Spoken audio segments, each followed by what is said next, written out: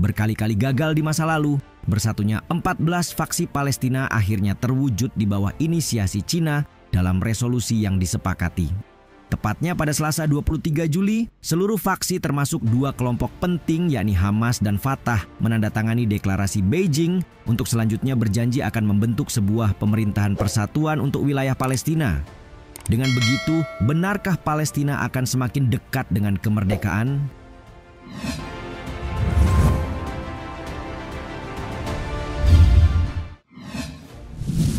Deklarasi Beijing. Dua faksi bersaing Palestina, Hamas dan Fatah, akhirnya mengakhiri perselisihan yang telah berlangsung selama 17 tahun. Bersama faksi lain yang jumlahnya mencapai belasan, deklarasi Beijing disepakati. Tak peduli meski usaha Cina kali ini sempat diragukan keberhasilannya.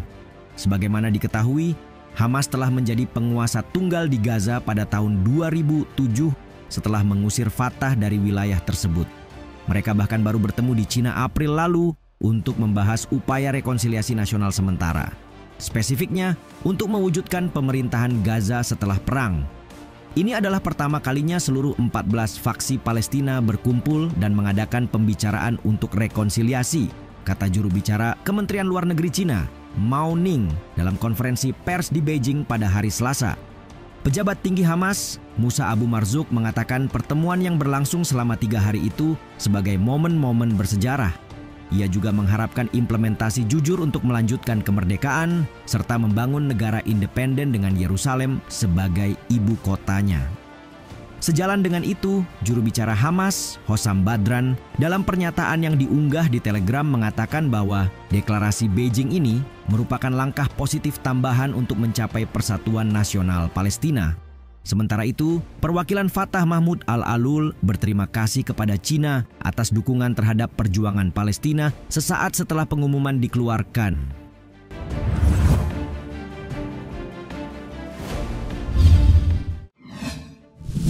Hamas akan berperan di tepi barat. Apa yang akan terjadi jika kelompok-kelompok Palestina bersatu di bawah rekonsiliasi Cina? Pertama, Israel bakal berada dalam posisi yang sulit. Kedua, tampaknya bukan hanya Israel yang keberatan. Faktanya, deklarasi Beijing memungkinkan para pendukung Hamas seperti Rusia, Turki, dan Qatar untuk mendorong Hamas memainkan peran yang lebih besar di tepi barat. The Jerusalem Post dalam sebuah analisisnya menggambarkan Hamas sebagai pihak yang menang banyak dalam rekonsiliasi ini. Sebab di luar dari peran yang lebih besar di tepi barat tadi, mereka praktis akan terus memandang peristiwa 7 Oktober sebagai sebuah kemenangan. Sekadar mengingatkan, Israel berniat memisahkan Gaza dan tepi barat dengan mengisolasi Hamas di Gaza sejak tahun 2007. Sementara perang yang masih berlanjut hari ini tidak membuat Hamas dikalahkan atau disingkirkan dari kekuasaan di wilayah kantong pantai tersebut.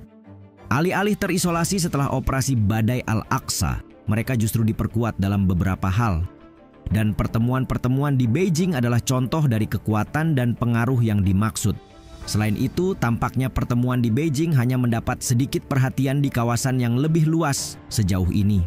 Iran yang notabene-nya penyokong Hamas bahkan tidak ikut campur dalam pertemuan ini. Begitu pula negara-negara Teluk. Apakah mereka diam-diam menentang? Analis The Jerusalem Post sekaligus koresponden senior Timur Tengah Seth J. Franzman menyebut Iran mungkin memiliki tujuan lain untuk tepi barat.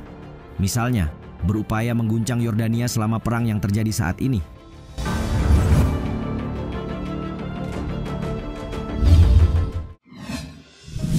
AS dan Israel kebakaran jenggot.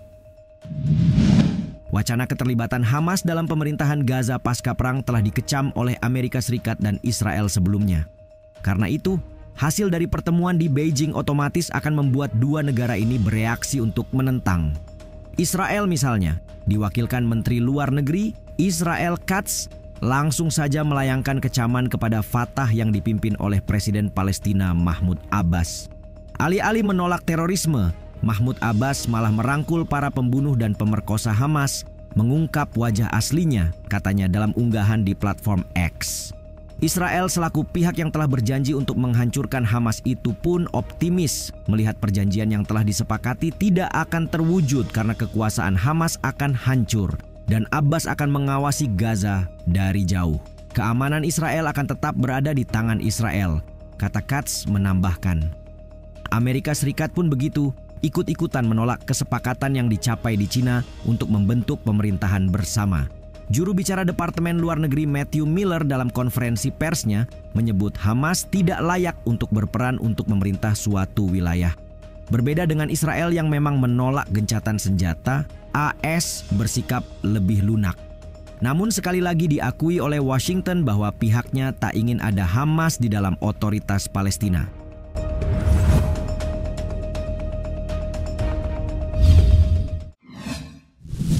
Kekuatan Palestina bersatu.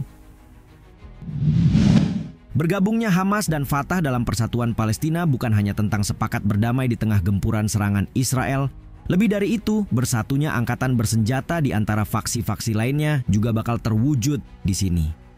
Apalagi, bersatunya angkatan bersenjata dari sejumlah kelompok bukan hal baru, sebagaimana pemimpin senior Hamas, Musa Abu Marzouk, pernah mengungkapnya.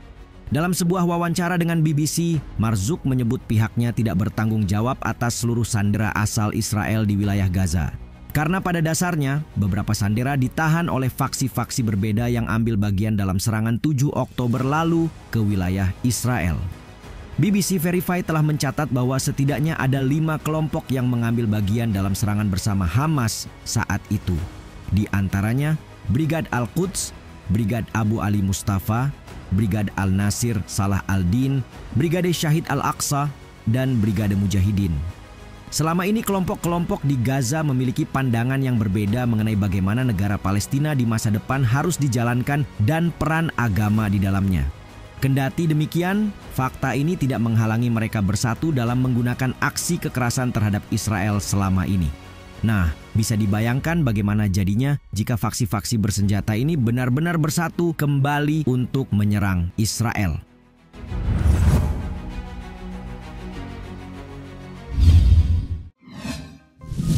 Bukti Cina penguasa Timur Tengah. Cina kembali membuktikan diri sebagai negara yang berada di balik rekonsiliasi Timur Tengah. Dalam perjalanannya, negeri tirai bambu itu sukses membuktikan pergerakan diplomasi saat menjadi mediator perdamaian antara Arab Saudi dan Iran pada 2023 lalu. Kini, atas keberhasilannya yang baru, secara tegas membuktikan posisinya di Timur Tengah dan siapapun harus mengakui itu. Kantor berita AFP bahkan menyebut Cina sebagai satu-satunya kekuatan dunia yang mampu menjadi mediator Hamas-Fatah. Pemerintahan di Palestina terpecah setelah pemilu 2006 yang dimenangkan Hamas. Pertikaian berdarah tak terhindarkan, membuat Hamas dan Fatah bermusuhan pada akhirnya. Sejak 2007 negara-negara di Timur Tengah pun berulang kali mencoba mendamaikan faksi-faksi di Palestina. Mereka termasuk Mesir, Uni Emirat Arab, Qatar, hingga Aljazair. Amerika Serikat pun demikian. Negara adidaya yang juga menjadi rival Cina itu pernah mencoba namun gagal.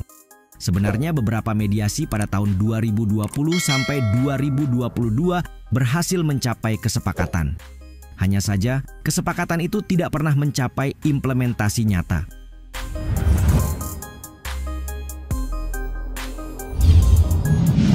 Rekonsiliasi yang dipuji oleh sejumlah pihak ini mendapat reaksi keras dari Israel dan Amerika, lalu menimbulkan sejumlah pertanyaan mencolok. Pertama, akankah bersatunya angkatan bersenjata faksi Palestina menjadi awal dari kehancuran Israel?